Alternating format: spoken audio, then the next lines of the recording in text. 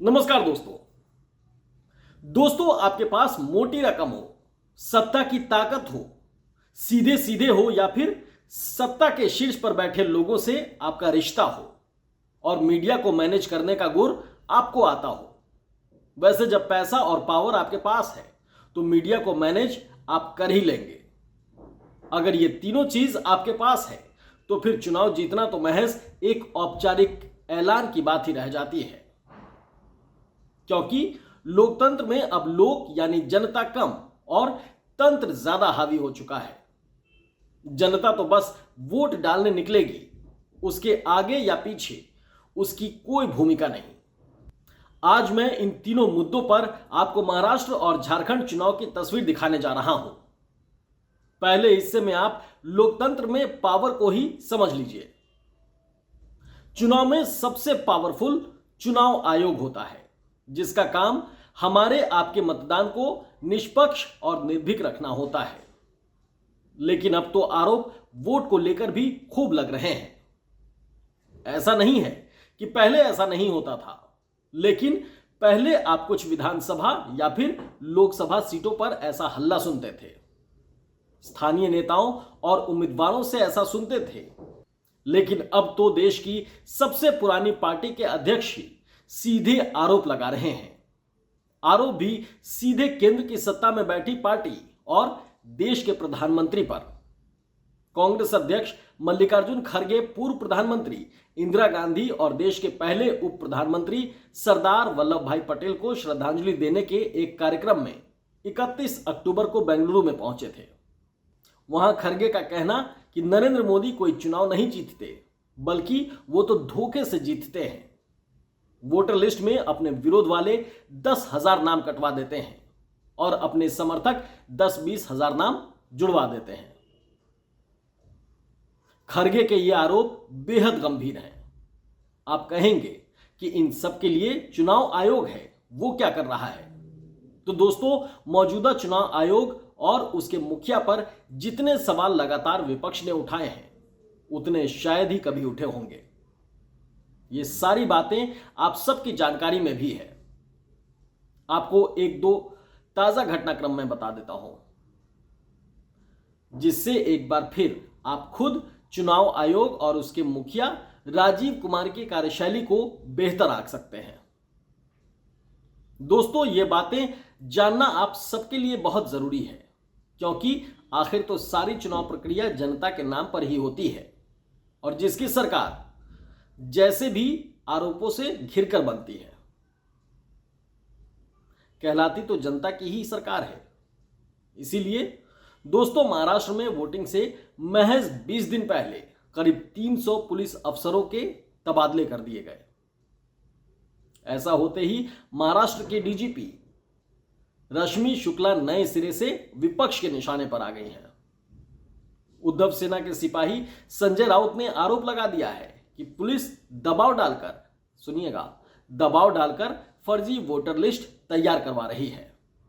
मतलब महाराष्ट्र में कैसे साजिश रची जा रही है, यह आरोप लगा रहे हैं संजय राउत। संजय राउत डीजीपी रश्मि शुक्ला पर सीधे सीधे बीजेपी के लिए काम करने के आरोप लगा रहे हैं। महाविकास अघाड़ी के नेताओं का कहना है कि यह ट्रांसफर चुनाव को प्रभावित करने के लिए किया जा रहा है। वैसे इन्हीं डीजीपी महोदया को लेकर चुनावी तैयारियों के वक्त खुद मुख्य चुनाव आयुक्त राजीव कुमार नाराजगी जता चुके हैं। क्यों जताई नाराजगी, अब समझिए।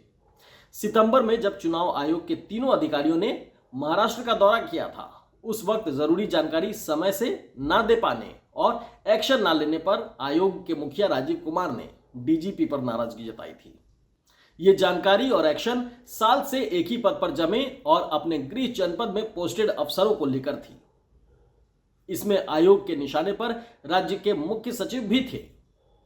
चुनाव की तारीखों के ऐलान से पहले ही 24 सितंबर और 4 अक्टूबर को महाराष्ट्र कांग्रेस अध्यक्ष नाना पटोले ने चुनाव आयोग को लिखित शिकायत कर डीजीपी को हटाने की उसी समय मांग कर दी थी।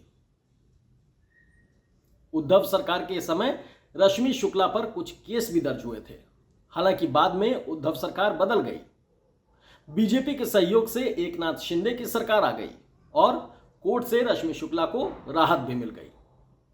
लेकिन इतना सब होने के बाद भी रश्मि शुक्ला को न सिर्फ डीजीपी बनाया गया, बल्कि जून 2024 में कार्यकाल पूरा होने से पहले ही 2026 तक एक्सटेंशन भी दे दिया गया। और विपक्ष की लगातार मांग के बावजूद रश्मि शुक्ला महाराष्ट्र के डीजीपी पद पर मौजूद हैं।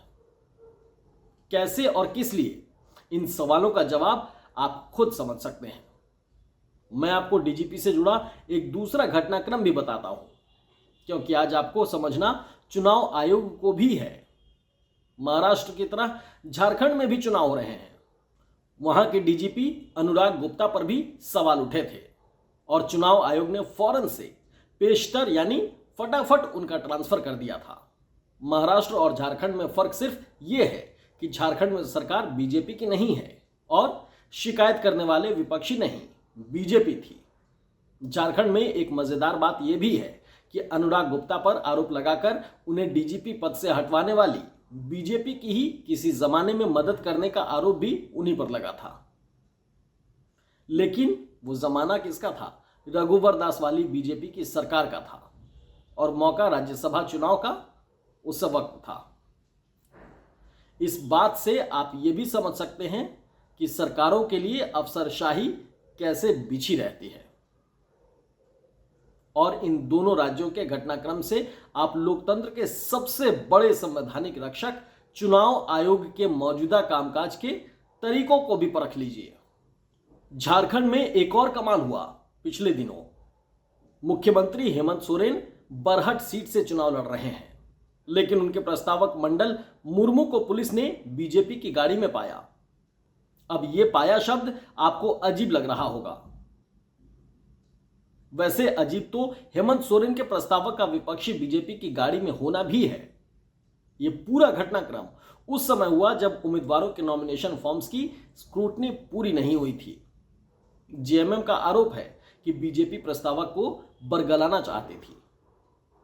अगर यह आरोप सही है और वैसे ही हो जाता तो ऐसा भी हो सकता था कि हेमंत सोरेन का पर्चा ही खारिज हो जाता, वो चुनाव नहीं लड़ पाते।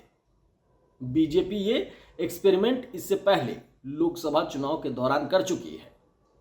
सूरत में कांग्रेस प्रत्याशी नीलेश कुंबड़ी के प्रस्तावक के साइन में गड़बड़ी मिलने पर उनका पर्चा खारिज हो गया। बाकी प्रत्याशियों के नाम वापस ले लिए गए और बीजेपी के मुकेश दलाल सूरत में वोटिंग बगैर ही सांसद चुन लिए गए। सवाल यह है कि क्या झारखंड विधानसभा चुनाव में भी बीजेपी ऐसी ही बिसात बिछा रही है? क्या सीधे मुख्यमंत्री को ही रास्ते से बीजेपी हटाना चाह रही थी? वैसे झारखंड के पूरे मामले में जैसा कि मैंने बताया और आप भी जानते हैं कि महाराष्ट्र में बीजेपी विपक्ष में है और हेमंत सोरेन के प्रस्तावक को पुलिस द्वारा रोके जाने पर बीजेपी ने खूब हंगामा भी किया और चुनाव आयोग ने भी बीजेपी की बातों को गंभीरता से संज्ञान में लिया।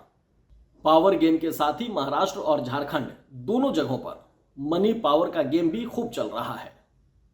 विधानसभा चुनाव में एक उम्मीदवार 40 लाख रुपए खर्च कर सकता है। 40 लाख रुपए कम रकम नहीं होता ये। इसमें चाय समोसे के खर्च से लेकर हेलीकॉप्टर तक प्रचार का सारा खर्च शामिल है। इससे ज्यादा खर्च पर चुनाव आयोग कार्रवाई कर सकता है, जिसका अंतिम अंजाम उम्मीदवारी कैंसिल होना भी हो सकता है। लेकिन ऐसा होता है क्या? सुना है आपने? ऐसा होता हुआ कभी सुना है? और लिमिट के भीतर खर्च कर चुनाव जीता भी जा सकता है क्या? वैसे भी लाखों मतदाताओं तक प्रचार और पहुंच बनाने में तय रकम वाजिब नहीं लगती, इसे बढ़ाना भी चाहिए। लेकिन अभी जो है उस पर अमल हो रहा है क्या? आमतौर पर मुंबई ऐसे मेट्रोपॉलिटन सिटीज में भी क्या आप अंदाजा लगा सकते हैं कि एक उम्मीदवार 30 से 50 करोड़ रुपए तक एवरेज खर्च कर रहा है। कहीं कहीं तो ये रकम 100 करोड़ को भी पार कर जाती है। लेकिन चुनाव आयोग के पास जो बही खाता भेजे जाते हैं वो बिल्कुल नीट एंड क्लीन। आयोग भी पूरी शराफत से उसे कबूल कर लेता है। लेकिन ये रकम आखिर आती कहां से है और जाती कहां है, इसकी छिटपुट खबर तब लगती है जब कहीं पर ऐसी रकम पकड़ी जाती है। 2 दिन पहले ही महाराष्ट्र में गुजरात बॉर्डर पर 4.25 करोड़ रुपए एक वैन से पकड़े गए।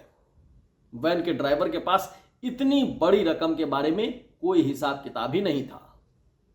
उसी दिन नवी मुंबई के सी वुड्स इलाके से भी 46.5 लाख रुपए गाड़ी से जब्त हुए। हिसाब उसका भी नदारद।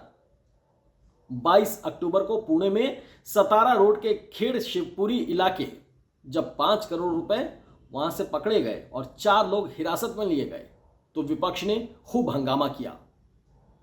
उद्धव सेना के सिपाही संजय राउत ने आरोप लगाया कि मुख्यमंत्री एकनाथ शिंदे अपनी पार्टी के हर उम्मीदवार को 15-15 करोड़ रुपए भेज रहे हैं और पकड़े गए 5 करोड़ रुपए उसकी एक किश्त है।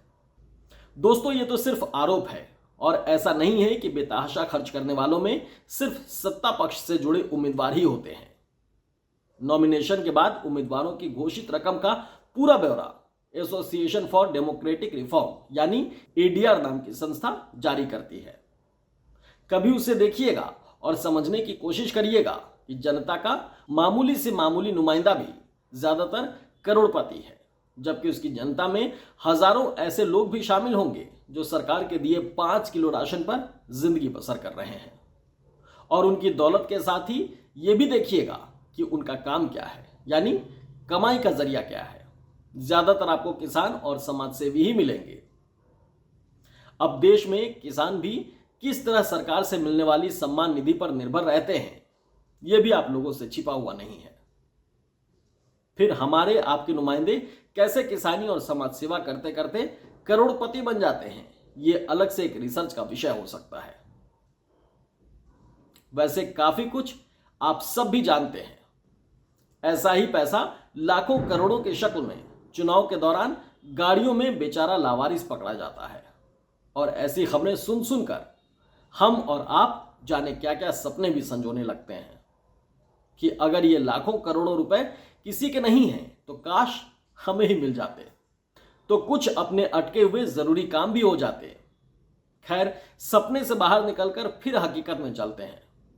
24 अक्टूबर को भी पुणे के पिंपरी चिंचवाड़ में 25 लाख रुपए जब्त हुए थे। चुनाव भर ऐसा चलता रहेगा, हर चुनाव में ऐसा चलता है। आपको सिर्फ 10 दिन का एक आंकड़ा महाराष्ट्र का बताता हूं। सी विजिल ऐप पर 15 से 25 अक्टूबर के बीच महाराष्ट्र में चुनाव आयोग को 1259 शिकायतें मिली और आयोग के अफसरों ने 100 करोड़ से ज्यादा की रकम जब्त की है। इस दौरान चुनाव आयोग ने 1250 शिकायतों का निपटारा भी कर दिया है। दूसरे चुनावी राज्य झारखंड में 12 दिन में 57.66 करोड़ रुपए जब्त किए गए हैं, मतलब 57.5 करोड़ से थोड़ा सा ज्यादा रकम। लेकिन इनकम टैक्स विभाग ने वहां हवाला के जरिए 200 करोड़ रुपए की चुनावी प्रक्रिया में झोंके जाने का अंदेशा लगाया है और कई लोगों के यहां छापेमारी भी की है। यहां आपको बताने की भी जरूरत नहीं होनी चाहिए कि बीजेपी सत्ता वाली केंद्र सरकार की एजेंसियां खास तौर पर चुनाव के समय किन लोगों को निशाना बनाती हैं और क्यों। चुनाव के खेल में जो तीसरा हिस्सा मैं यहां बताने जा रहा हूं वो मीडिया है दोस्तों, जिसका मैं भी एक हिस्सा हूं। लेकिन जैसा आप सब जानते हैं कि मैं तो मीडिया रूपी महासागर की एक छोटी सी बूंद हूं। आप लोगों का प्यार बरसता रहा तो शायद किसी दिन छोटा मोटा तालाब या नदी बन जाऊं। मेरा ये YouTube चैनल उसी मीडिया का एक हिस्सा है और हो सकता है जिसकी मैं बात करने जा रहा हूं इसका फैसला आप लोग ही करेंगे। उसे लेकर मेरा कोई भी दावा बेमानी हो सकता है, लेकिन जिस तरह मैं अपने इस चैनल पर बेलाग लपेट पूरी मेहनत और ईमानदारी से आपको हकीकत से रूबरू कराता हूं, उससे आप मेरी पत्रकारिता को समझ सकते हैं। बहरहाल, बात चुनाव में मेन स्ट्रीम मीडिया की हो रही है, जिसे जो चुनाव का रुख पलट भी सकता है। अपनी इस ताकत से कभी कभी वो खेल भी करता है, जिसका एक नमूना पिछले दिनों अपने महाराष्ट्र में देखा सुना भी है। कुछ दिन पहले ही एक खबर तेजी से पहले एक न्यूज चैनल और फिर कुछ दूसरे मीडिया पोर्टल्स पर फैलने लगी थी। खबर थी बीजेपी के उप मुख्यमंत्री देवेंद्र फडणवीस और विपक्षी नेता उद्धव ठाकरे की सीक्रेट मीटिंग हुई है। यह खबर सूत्रों के हवाले से पेश की गई थी। सूत्र ना बताने की आजादी मीडिया को मिली हुई है, लेकिन खबर सामने आते ही संजय राउत ने इसे कोरी बकवास बता दिया था। इस पूरे मामले पर पूरी पड़ताल के साथ मैंने भी 10 दिन पहले 22 अक्टूबर को एक वीडियो बनाया था और हकीकत आप लोगों को बताई थी। आप उस वीडियो को देख सकते हैं। उद्धव ठाकरे की शिवसेना ने आरोप लगाया था कि महाविकास अघाड़ी में सीट बंटवारे के बीच जानबूझकर शिवसेना, उद्धव ठाकरे और कांग्रेस के बीच गलत फहमी पैदा करने के लिए यह गलत खबर विरोधी दल ने चलवाई थी। दोस्तों, ऐसी एक खबर नहीं है। बीजेपी और सत्ताधारी गठबंधन पर बुरा असर डालने वाली खबरों को छिपाना और विपक्षी गठबंधन से जुड़ी खबरों को तूल देकर दिखाना भी इसी खेल का हिस्सा है। तो दोस्तों, लोकतांत्रिक तरीके से चुनाव प्रचार तो बहुत पीछे छूटता नजर आता है। जमीन पर तो सिर्फ रसूख ही हावी होता दिखाई पड़ता है, चाहे पैसा हो या फिर पावर। और बात जब प्रधानमंत्री नरेंद्र मोदी की आती है तो सब कुछ बिल्कुल निराला हो जाता है। जैसे हरियाणा चुनाव में ऐन वोटिंग वाले दिन किसान सम्मान निधि का बंटना। जब बात प्रधानमंत्री नरेंद्र मोदी की हो तो फिर सिर्फ मोदी ही होते हैं और कुछ नहीं। हरियाणा ना ही इकलौता उदाहरण है, ना ही आखिरी।